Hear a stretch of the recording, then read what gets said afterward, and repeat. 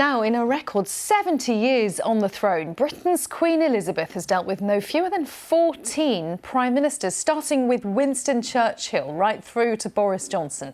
Just one aspect of that is the weekly audience between monarch and prime minister, as Vicky Young reports.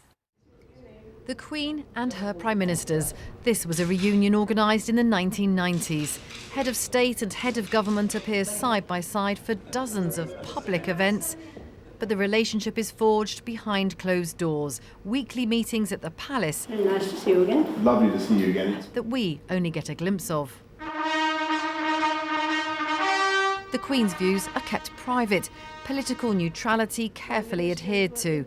Her words written by her prime ministers. I pray that the blessing of Almighty God may rest upon your councils. Her first was Winston Churchill. He was protective of this new young sovereign who had so much to learn. Now upon the shoulders of Sir Anthony falls the role of the Queen's First Minister. After Churchill came Anthony Eden, whose decision to send troops to Suez in 1956 brought national humiliation. In 1964, Harold Wilson became the Queen's first Labour Prime Minister. Prime Minister, Your Majesty. She does her homework. I hadn't done mine. I hadn't read a particular cabinet committee, which I didn't chair, and was leaving for the weekend. She knew I hadn't done my homework. She's very nice about it. The Queen's constitutional right is to be kept informed of government policy. She offers encouragement and advice. Every Prime Minister, I would guess, from talking with other Prime Ministers and from my own experience, has the greatest friendliness from the Queen.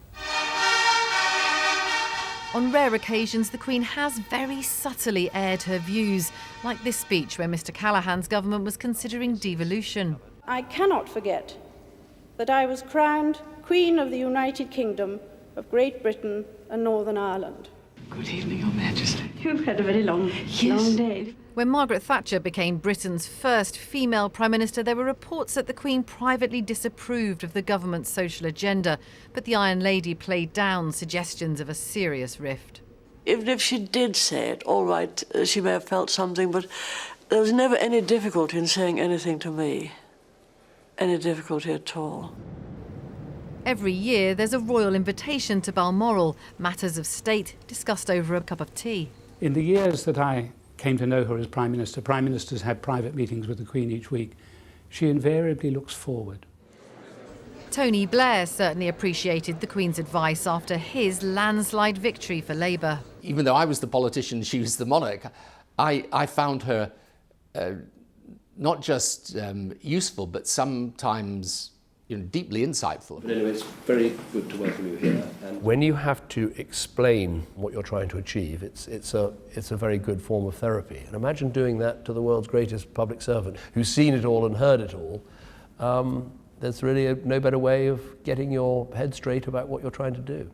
14 prime ministers, 14 very different politicians with their own visions, worries and agendas.